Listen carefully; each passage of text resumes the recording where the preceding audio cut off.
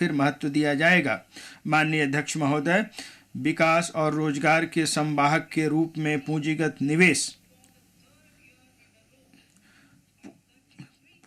निवेश परिव्यय में लगातार तीसरे वर्ष 33% की तीव्र वृद्धि करके इसे 10 लाख करोड़ किया जा रहा है, जो जीडीपी का 3.3% होगा।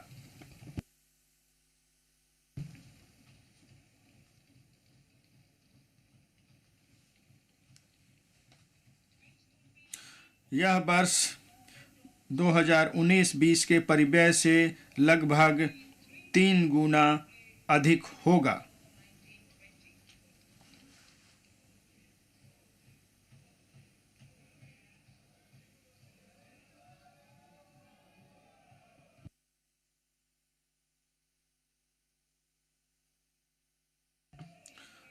हाल के वर्षों में हुई पर्याप्त वृद्धि विकास संभावनाओं और रोजगार सृजन में तेजी लाने, निजी निवेशों को जोरदार तरीके से बढ़ाने और वैश्विक मंदी के प्रति सुरक्षा कवच लगाने के सरकार के प्रयासों के मूल में है।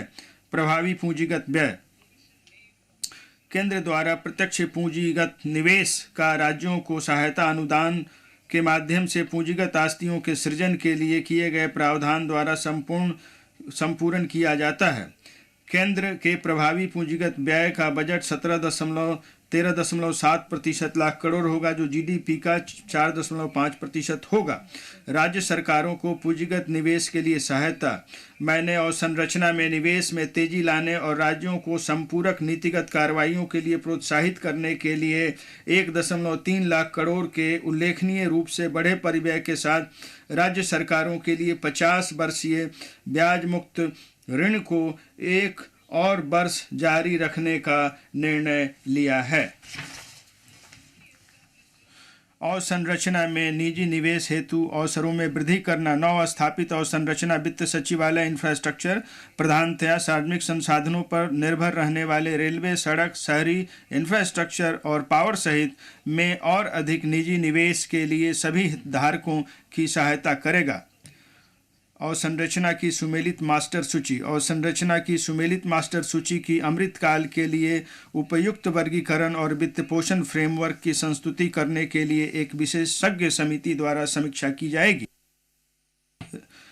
मैं रेलवे की बात कर रही हूँ अध्यक्ष महोदय। रेलवे के लिए 2.4 लाख करोड़ के पूंजीगत व्यय का प्रावधान किया गया है।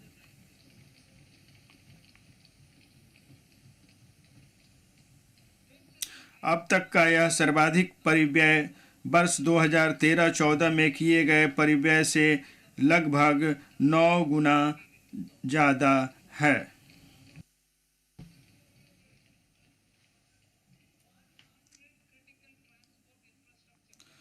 संभार तंत्र, लॉजिस्टिक, पत्तनों, कोयला, इस्पात, उर्वरक और खाद्यान्न क्षेत्रों के लिए शुरू से लेकर अंत तक संपर्क साधने के लिए 100 महत्वपूर्ण अवसंरचना परियोजनाएं अभिज्ञात की गई हैं। इन परियोजनाओं को निजी स्रोतों से 15,000 करोड़ रुपए सहित 75,000 करोड़ रुपए के निवेश के साथ प्राथमिकता दी जाएगी।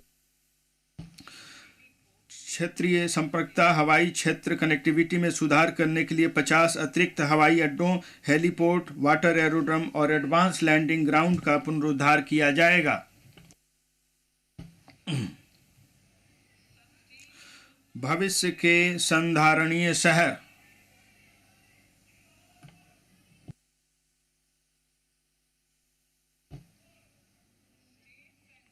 राज्यों और शहरों को इस बात के लिए प्रोत्साहित किया जाएगा कि वे हमारे शहरों को भविष्य के संधारणीय शहरों में रूपांतरित करने के लिए शहरी आयोजना, सुधार और कार्रवाइयाँ करें। इसके लिए भूमि संसाधनों का कुशल उपयोग करना, शहरी अवसंरचना के लिए पर्याप्त संसाधनों का सृजन करना होगा, पारगमन उन्मुखी विकास करना होगा, शहरी भूमि की उपलब्धता और वहनीयता बढ़ानी होगी और सभी के लिए अवसर प्रदान करने होंगे। म्युनिसिपल बॉन्ड के लिए शहरों को तैयार करना, संपत्ति कर व्यवस्था में सुधार लाकर और शहरी अवसंरचना पर प्रयोक्ता प्रभार लगाकर शहरों को म्युनिसिपल बॉन्ड के लिए अपनी ऋण प्राप्ति योग्यता में सुधार करने के लिए प्रोत्साहित किया जाएगा। शहरी अवसंरचना विकास निधि IRDF की तरह प्राथमिकता प्राप्त क्षेत्र उधारी न्यूनता के उपयोग के माध्यम से शहरी और संरचना विकास निधि की स्थापना की जाएगी। इसका प्रबंधन राष्ट्रीय आवास बैंक द्वारा किया जाएगा और इसका उपयोग टियर 2 और टियर 3 शहरों में शहरी और संरचना के विकास सृजन हेतु सार्वजनिक एजेंसियों द्वारा किया जाएगा। राज्यों को यूआईडीएफ का उपयोग करते समय उपयुक्त प्रयोक्ता प्रभारों को लागू करने के लिए 15वें वित्त आयोग के अनुदान के साथ साथ मौजूदा स्कीमों से संसाधन जुटाने के लिए प्रोत्साहित किया जाएगा। हम इस उद्देश्य के लिए 10,000 करोड़ प्रति वर्ष की राशि उपलब्ध कराने की उम्मीद करते हैं। शहरी स्वच्छता। सभी शहरों और कस्बों में सेप्टिक टैंकों और सीवरों का मल कीचड़ बाहर निकालने के लिए मैन होल को मशीन होल के रूप में प्रयोग करके 100% मशीनी तरीके से साफ किया जाएगा।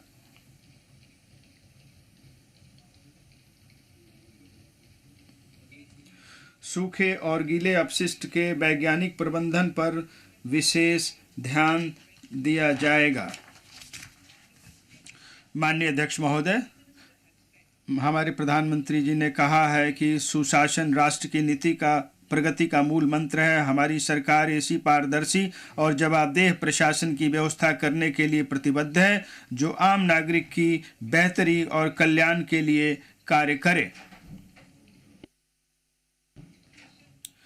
मिशन कर्मयोगी।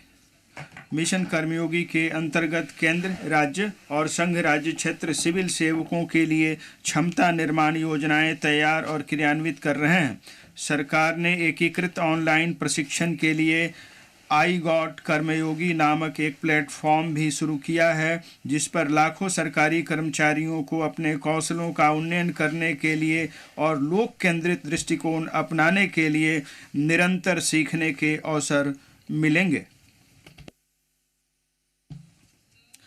महोदय, व्यापारिक सुगमता को बढ़ावा देने के लिए 39,000 से अधिक अनुपालनाओं को कम किया गया है और 3,400 से अधिक विधिक उपबंधों को अपराध की श्रेणी से हटाया गया है।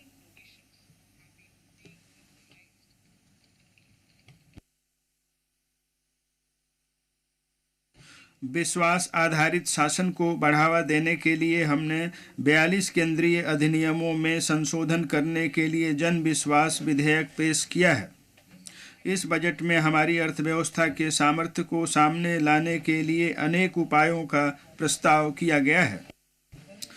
कृत्रिम बुद्धिमत्ता आर्टिफिशियल इंटेलिजेंस के लिए उत्कृष्टता केंद्र। कृत्रिम बुद्धिमत्ता को भारत में बनाएं और कृत्रिम बुद्धिमत्ता से भारत के लिए कार्य कराएं के विजन को साकार करने के लिए देश के शीर्ष शैक्षिक संस्थानों में कृत्रिम बुद्धिमत्ता के लिए 3 उत्कृष्टता केंद्र स्थापित किए जाएंगे। अग्रणी उद्योगपति कृषि, स्वास्थ्य और संधारणीय शहरों के क्षेत्रों में बहुविषयक अनुसंधान कराने, अत्याधुनिक एप्लीकेशन तैयार करने और मापनीय समस्याओं के समाधान तैयार करने में सहभागी होंगे। इससे कृषि बुद्धिमत्ता के कारगर इकोसिस्टम को प्रेरित करने और इस क्षेत्र में गुणवत्ता मानव संसाधनों को प्रशिक्षित किया जा सकेगा। राष्ट्रीय डाटा शासन नीति। स्टार्टअप्स और शिक्षाविदों द्वारा नवाचार और अनुसंधान शुरू करने के लिए राष्ट्रीय डाटा शासन नीति लाई जाएगी।